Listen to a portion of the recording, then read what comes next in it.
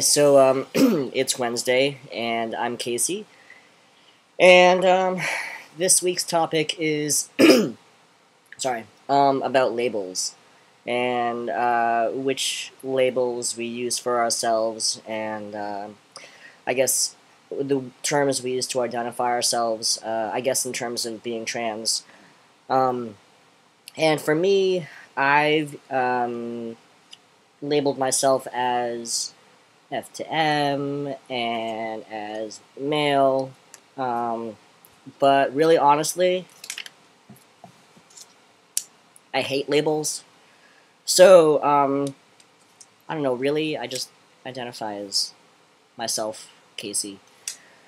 Um, and I can understand why people would want to put themselves in certain categories like F to M or trans person or like queer person. I mean, because I guess it kind of serves as a baseline or a general idea of how one can identify. But for me personally, just because I say that I'm F to M or that I'm a boy or something like that doesn't necessarily mean that that's what I truly feel that I am and what I truly identify with. Because really, like I'm myself, and I just happen to be transgender, and I don't know. It just ugh, labels. Ugh. Um, and there was more than I wanted to say, but I can't remember right now. But I'm sure I'll probably like just spaz and chime in again. Um. Oh, you know what? Another part of the label thing is like just sexuality too, because sexuality is based on your gender identity. And we had a speaker come to school and do a workshop once, and there was a scale, the Kinsey scale, from I think 0 to 6, and we had to rate our standing on that scale for 3 different time periods. One was when we were 16, one was back in 2008, and one um, for the present time. And for me, that was just a complete, like, that screwed with my head, because when I was 16, I was still female. When I was, in 2008, I was a lesbian, and now I'm transgender. So, I mean, what am I? Who am I? Like, who cares? Who really cares? I mean, I'm myself.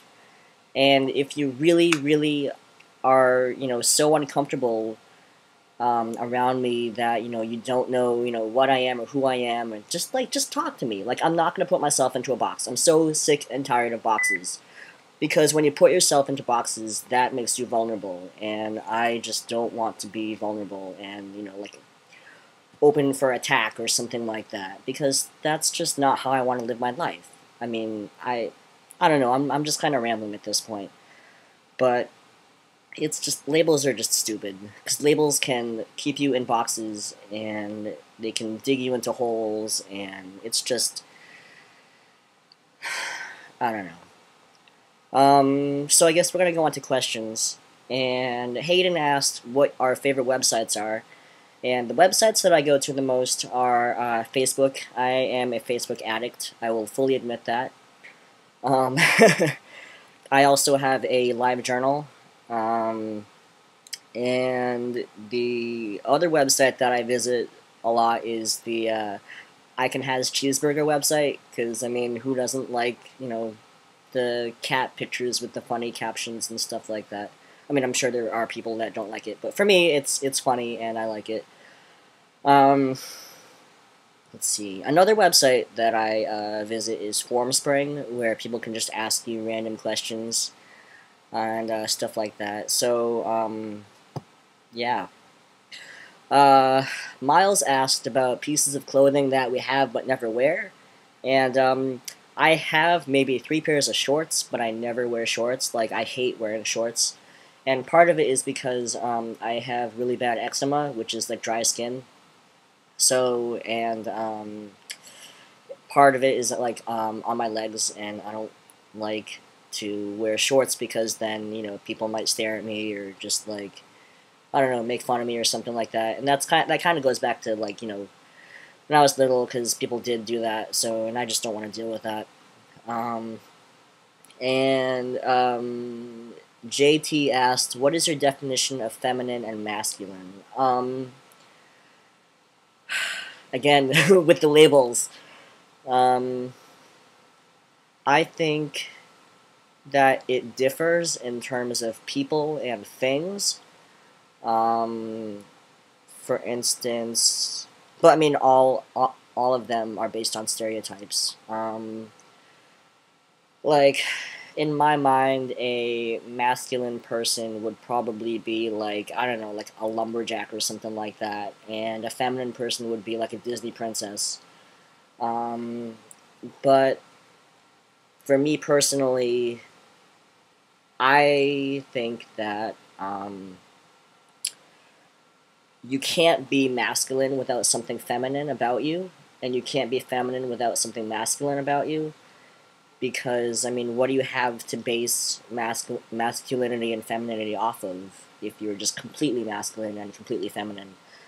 And this also kind of goes back to the labels, and why I probably honestly identify more with F to M than any of the other ones, because I don't truly discount the fact that I used to be female, because I still have that, that's still part of who I am, and I still carry that with me. I'm not going to openly admit it to people, but I don't care that, you know, I still like puppies and rainbows and, like, shiny things, and, like, I don't know, but that's not even necessarily feminine, but society's, you know, sees that as some kind of social weakness in men if they say that, oh, you know, I love kittens. Like, I don't know. Um, so that's my answer for that.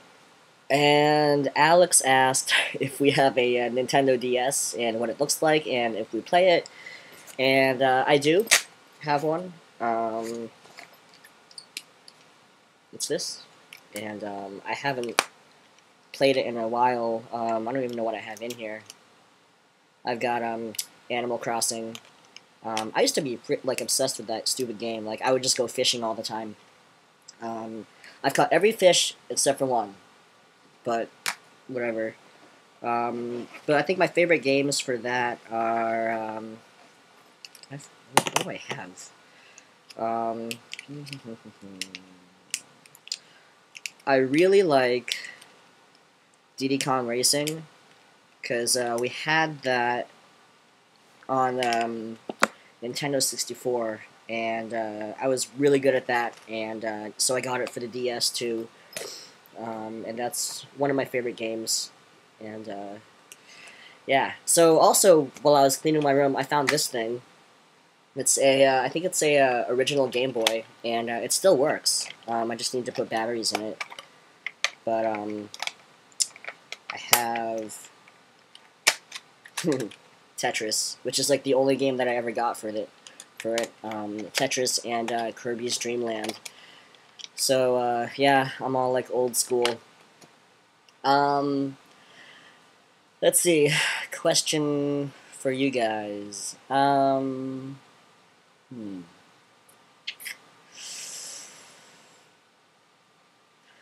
What is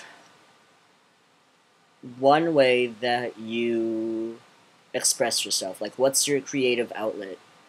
I do a lot of drawing, and I do a lot of photography. I like photography a lot because it's like showing people the parts of the world that you see that they might not see, and kind of like opening their eyes to different things and experiences and stuff like that. So that's my thing, and thanks for watching, and I will see you next Wednesday.